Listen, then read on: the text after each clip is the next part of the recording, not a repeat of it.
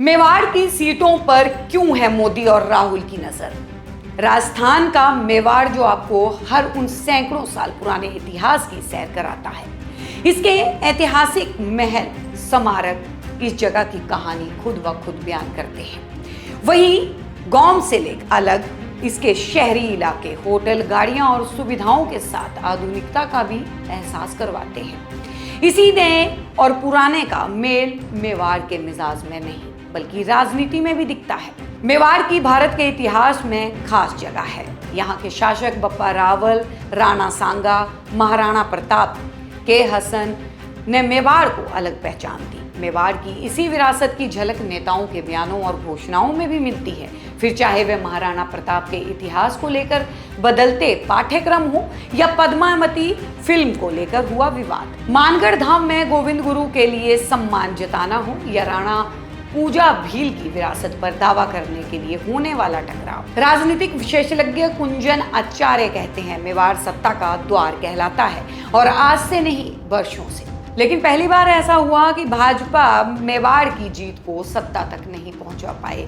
नेता मित्र कभी बनते हैं, कभी छूटते हैं, लेकिन शाश्वत तौर पर जो चीज चल रही है वह लोगों के जहन में रहती है।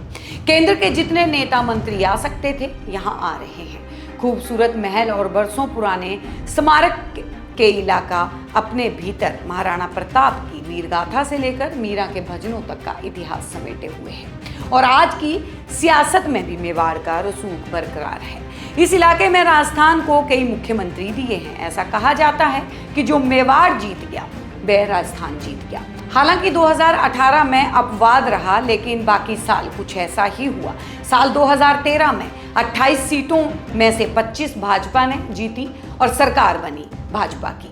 साल 2008 कांग्रेस ने 19 सीट जीतकर सरकार बनी कांग्रेस की। साल 2023 परिसीमन से पहले 25 सीटों में से 18 भाजपा ने जीती, सरकार बनी भाजपा की। तो क्या वाकई ही जयपुर की सत्ता की चाबी मेवाड़ के पास है? ऐतिहासिक तौर पर मेवाड़ के आंकड़े कहते हैं, लेकिन मौजूदा समय में यह उदयपुर संभाग कहलाता है। ऐतिहासिक तौर पर मेवाड़ के आंकड़े कहते हैं, लेकिन मौजूदा समय में यह उदयपुर संभाग कहलाता है।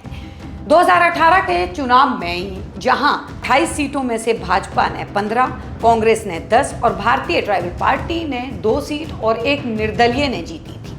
भाजपा कांग्रेस दोनों ही चुनावी रणनीति में इस इलाके की खास जगह है और यहाँ परिवर्तन यात्रा की शुरुआत हो या राहुल गांधी की बांसवाड़ा से जनसभा करना। मेवाड़ का इतिहास और महाराणा प्रताप का मुद्दा भी राज्य की राजनीति में गूंजता रहता है। मेवाड़ की राजनीति को जातीय समीकरण भी प्रभावित करते हैं। जानकारों की माने तो इन समीकरणों का प्रभाव सिर्फ मेवाड़ तक ही सीमित नहीं रहता। राजस्थान में चुनाव नजदीक हैं और भाजपा कांग्रेस दोनों ही जनता का भरोसा जीतने की पूरी कोशिश कर रहे हैं। बीजेपी गहलोत सरकार की योजनाओं को फ्री की रेवड़ियां कह रही है तो कांग्रेस इसे सहयोग का नाम दे रही है। इन्हीं अटकलों के बीच जानकार कहते हैं कि मेवाड़ में एकदम से हवा चलती है और वोट खिसक जाता है। मेवाड़ में हर पार्टी फिलहाल अपनी हवा बनाने की कोशिश में है, लेकिन राजस्थान की राजनीति में खास जगह रखने वाले मेवाड़ के किले को कौन भेद पाता है, ये देखना दिलचस्प होगा। आप देख रहे हैं सौगंध टीवी, सौगंध वतन की।